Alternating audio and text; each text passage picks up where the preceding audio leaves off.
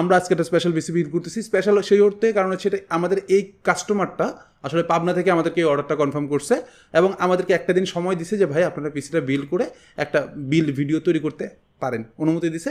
সেই জন্য 60,000 টাকার মধ্যে পিসি বিল্ডের ক্ষেত্রে প্রথমেই আমরা প্রসেসর হিসেবে Ryzen 7-এর 5700X 5700X যে প্রসেসরটা সেটা ইউজ করতেছি।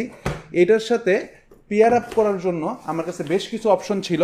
আমি বাইরে আমার যে পাবনার যে ভাই আছেন তাকে আমি অনেকবার বলছি অনেক কিছু, বাট তার চয়েস ছিল হচ্ছে আসুসের টাফ গেমিং B450M Pro 2 এই মাদারবোর্ডটা। অফিসিয়াল সে মাদারবোর্ডটা আমাকে দিতে বলছিল, সেই জন্য আমরা এই মাদারবোর্ডটা সিলেক্ট করেছি এবং মানে আমার সিলেকশন বলতে ভাইয়ের সিলেকশন। তো এই মাদারবোর্ডটা নিচ্ছি।